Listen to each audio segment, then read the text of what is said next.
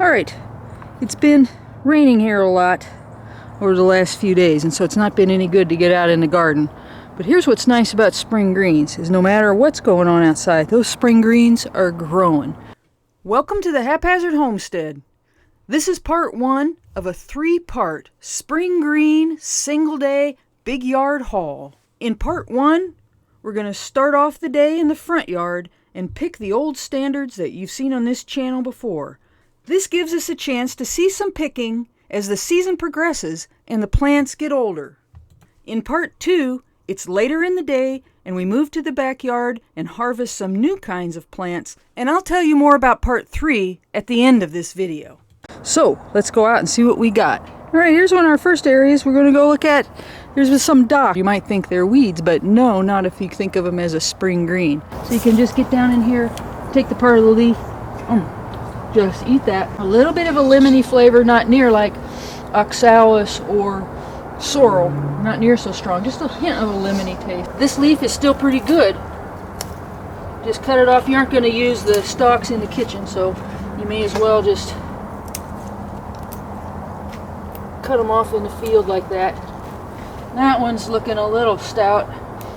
What the heck, it's going to be alright. Stalk's a little older. These are a little, that's a nice succulent one.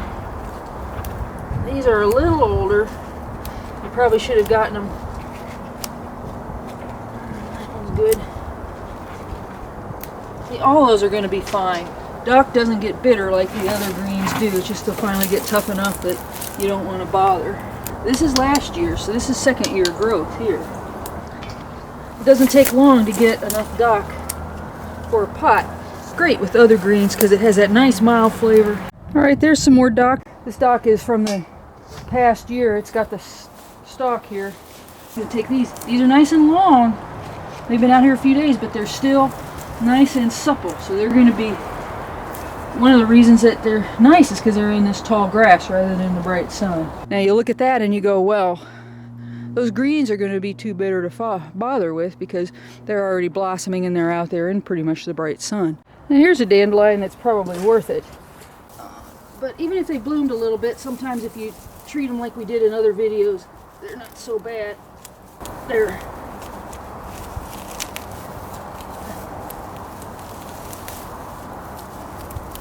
There's actually several dandelions in here at once. Let's just get them all out. Shake it.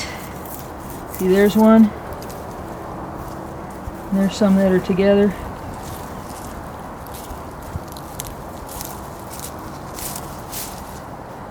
I'm just gonna cut the end off here.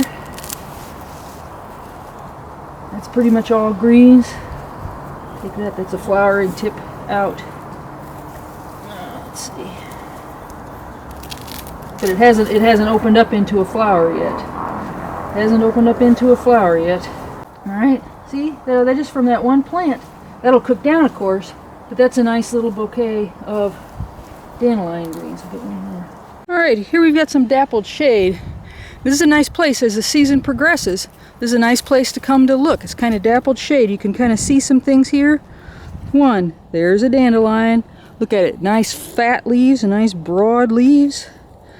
That's a shade version of a dandelion. Yep, dandelion nonetheless. It doesn't have a lot of indentation or toothing in it, but that is a dandelion nonetheless. And then what do we see?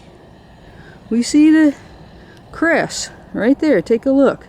A nice shade version that's really grown a lot the last couple of days under all the rain. So let's go get that. We'll get that. And then what else do we see off in the distance? Take a look under that holly.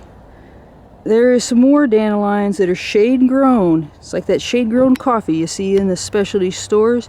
There's some shade grown dandelion. That's a good later season dandelion. So I'm going to go get those. Be right back. Alright, now that's a nice mess of dandelion greens. Those are going to be good. So here's that cress. You can see it still has that tiny little rosette right there. There's been a lot more lush growth this last couple of days because it's been rainy. Alright, let's see what stands out here. Can you spot a couple of things here to pick? There's a couple of dandelions in here that we're going to go in and get. It's that stuff right there in the center with the toothed leaves, but it's been in the shade.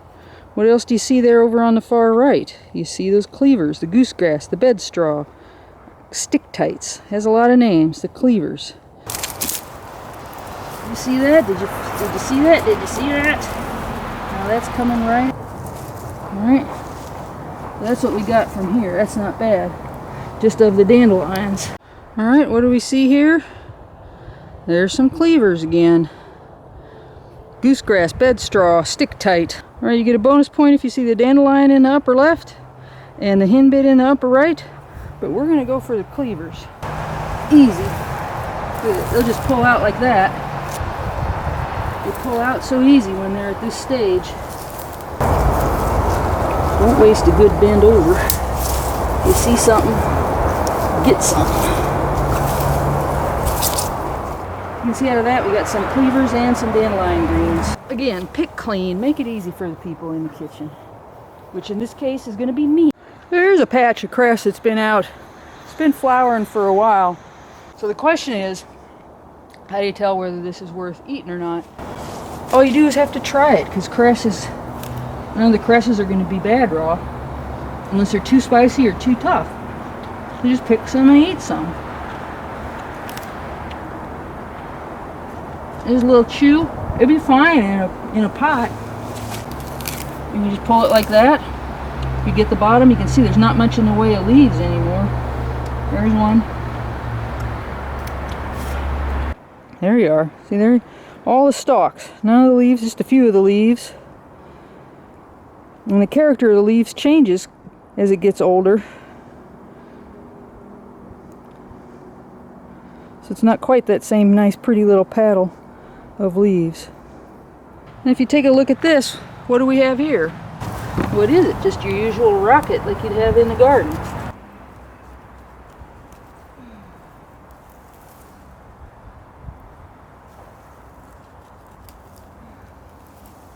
See, what do we have here? That's just the wild form of the rocket. Right? And a cat. So can you see this? This is just what you get, like what you get out of the garden. It's the wild form of a rocket or arugula. It's a little more coarse and succulent, so tender. And that means it's going to be tasty too. This actually is really tasty. Just straight up. Alright, here's the test. You're walking around, what do you see? Alright, I see a dandelion blossom. Is that what I'm after? No. Look in there in the tall grass. That's a place to find a later season dandelion.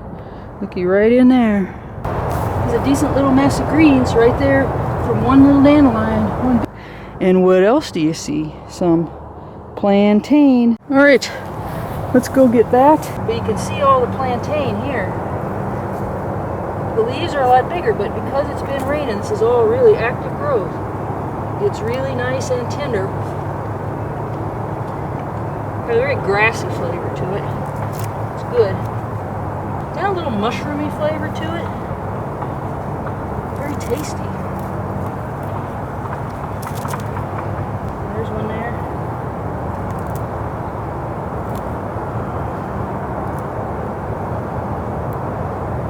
So there, that's a nice set there.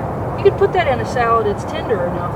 The other area here, the chives. You've seen these on the chives episode. Been hit 3 or 4 times already this season. Oh yeah, that set of chives up there. That set gets hit most often. I'm gonna check out that little clump right there. Not the grass in the front, but what's that in the back? Looks like chives to me.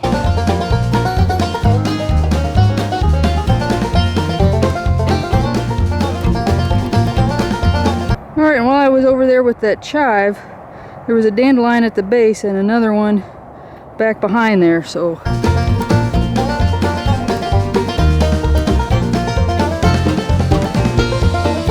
That's a good mess of greens. Look at all this. We've got, what? A lot of chives. Look at all those chives.